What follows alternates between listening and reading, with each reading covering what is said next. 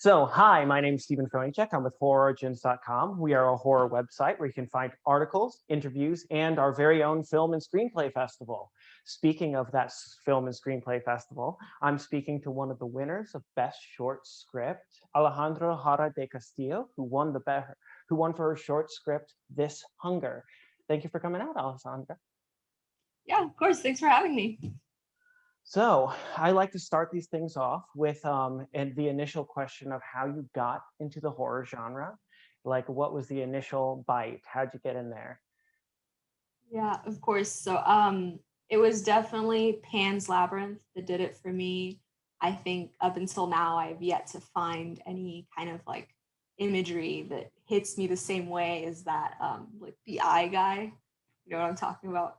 One of the monsters from there is just I thought it was just such a beautiful way to like wrap the storytelling with the world and like a bit of a darker genre twist, which is what I'm usually drawn to. Um, and from there, it's just I don't know, just every time like I write something, that's kind of where it naturally veers, something a bit more horror, darker. Yeah. Yeah, absolutely. I remember encountering that film and just being so moved by so much of that imagery. Um, it's just absolutely beautiful. So congratulations on your short screenplay win in the Horror Origins competition. And I wanted to ask about the screenplay because it's such a great body horror script. I write a lot of body horror and I'm a big fan of a lot of body horror. And I wanted to ask what draws you to body horror. So when I started writing it, I didn't like set out to write a body horror. I really wanted to write a story about eating. And kind of the more I went down that road, I started to realize there's something almost innately gory about food and the process of eating that we maybe don't think about because we're so used to it. And so the more I explored kind of those like that imagery and just I've always been fascinated by the role that food has in like family and culture. I felt like it was a natural transition from that into the kind of monster that is very driven by the desire to consume, which is like zombies. So that all kind of just came together very, I didn't like mean for it to happen. It just did. And then it was this fun ride from there. Yeah, actually, one of my questions really does center around the imagery so vivid, the writing. I love you can really hear the bones cracking and the flesh like moving around or so. And I wanted to ask about how you approach writing sequences like that, and just where all that colorful imagery comes from. Yeah, I definitely am very guided by whenever I started writing this, especially I had a couple of scenes that I could just see, and it was a matter of like building the story to be able to incorporate them. So whenever I start writing something like that, I try to imagine myself in the position of the characters and just try to go one by one all the senses, like visually and then sound, and then the ones that we might not be able to convey as easily on page, but that still influence everything around them.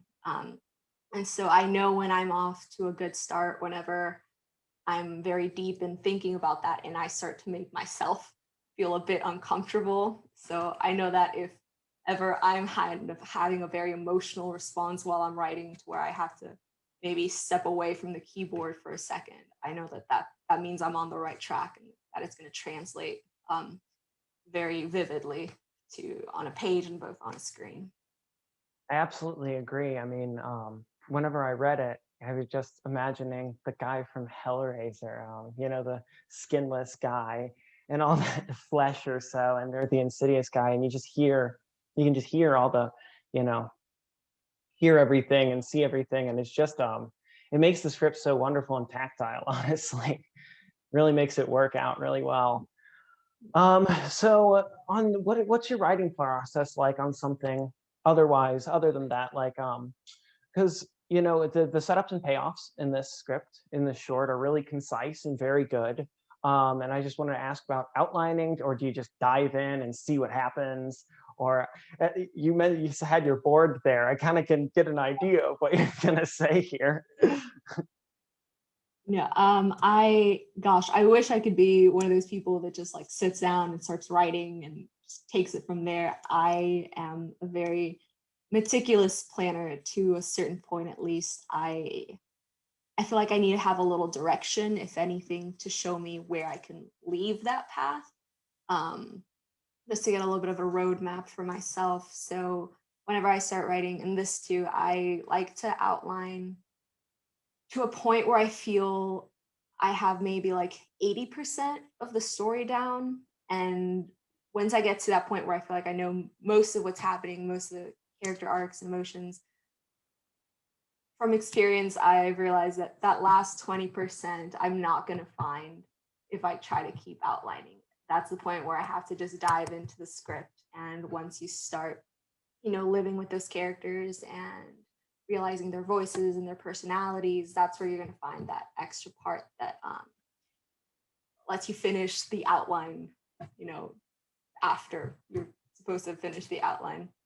But yeah, it's for me, it's always kind of a give and take process between what I want the story to be initially and then just letting the story guide me to what it naturally wants, and then somewhat of a compromise between those two things. I feel like that's the sweet spot for me. Yeah, absolutely. I've found, you can start with a theme and you can start with any of that. But once you get into it, like these symbols are just going to start popping up everywhere. And it's like, All well, up in there. I can't do anything about that. um, so, being given that the short's excellent, it's getting a little bit of attention there. Do you have anything else that you're working on that's exciting, a little bit longer in the horror genre? Yeah, so I have a sci-fi drama script feature that I'm super excited about, where is what I write is horror and sci-fi, and always kind of like a dark genre spin on the sci-fi when it is sci-fi. And so I've been able to explore some of the because I gravitate a lot towards like family dramas, which you could probably tell from the short as well, and just kind of taking it to a bit of a more twisted place, um, where I can really feed off of the concept of the world to elevate the family drama. I feel like that's where I like to live, in that little sweet spot of seeing kind of like the uglier side of people that these almost magical worlds let you see that you wouldn't otherwise see. So this feature is about um, an android sister and the human sister, and it's I don't want to say too much about it and jinx it, Right. but kind of I did take a couple points of inspiration from this hunger as far as the kind of imagery I'm showing. Kind of the same, trying to get that same very tactile feel like you were talking about. That nice visceral bone crunch. That sounds actually, that really sounds a lot like Pan's Labyrinth. You mentioned earlier that you use that lovely magical world to highlight the evil and horror of what these people are capable of. Um, which I mean, I've always loved the horror genre for that, where it's like it just you mentioned elevated. It allows you to take all this stuff and jam it in a box that it can be a little bit more melodramatic or weird or out of line. Do you let me see here. So this is a question that I kind of tend to like to ask people, but it wasn't on our list. So here, throw a flat fastball at you. If we're talking, I want to talk about logic for a second, because I love logic in horror scripts and, in sci-fi scripts and in genre scripts in general, where I think sci-fi genre, all that stuff helps you get away with a lot more stuff. You can do a lot more like just out of the realm weird logic stuff. How do you approach like out of the realm weird logic in your scripts, especially genre scripts? I feel like what and this is kind of the that I put into my writing, but that I've seen in like other genre films. You get one basic ground rule that the audience just lets you get away with, right? Like for example, for my feature, just fact that androids can exist to that degree of evolution, like very human-like, or for example, in my short, that there are people who come back from the dead. You know, you get that one kind of bit of information that you don't have to explain away, right? And then everything else that you do has to build on that, in a way that from there on is realistic to your kind of freebie. You have to really make sure you don't add more than one freebie. Do you know what I mean? Right. Centered on that very like the concept, and make sure that it's organic. Like everything that happens is organic to how that concept changes the world around you.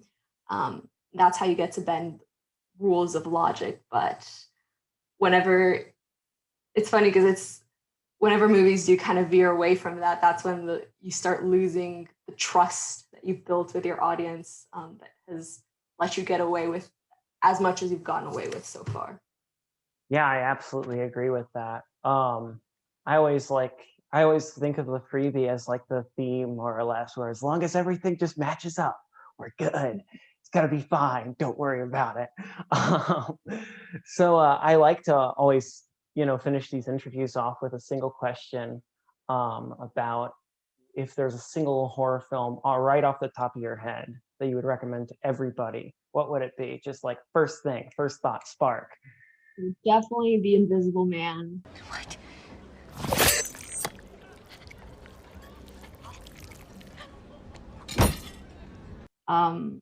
I love that film. I think it's just brilliant storytelling and acting, and it's strangely interactive. I don't know if you've seen it, but because the concept is, you don't know where he is because he's invisible. I found myself doing a lot of searching, which is the point of how it was shot. And it's like the more involved I got, the more like tension I felt, where it just snowballed on itself. And I was I felt more involved in that film than I did with other horror movies, just by virtue of like how much the director left for you to figure out, that wasn't just explicitly on screen. Yeah, absolutely. I absolutely agree with that. I think horror movies that ask you to lean in are really fantastic, and that's a great one right there. It's a really great one. And Elizabeth Moss is always a plus. Always. All right. Well, that wraps up my questions for you. I want to just thank you again for coming out and talking. And thank you again for sharing your script. I really enjoyed reading it. It's a fantastic script. I'm looking forward to this Android script that you're writing. I'm sure that's going to be fantastic, especially with all those visceral elements going in there. So I'm Stephen Tronichek with HorrOrigins.com. Again, HorrOrigins is a horror website where you can find articles, interviews, and we have our very own film and script competition. This has been Alessandra Jara Del Castillo. And where can people find you? I am on Twitter, mainly at ALE_Jara63. All righty. And you can find me at STRONICEK on Twitter as well. All right. Thank you very much. And thank you. Bye.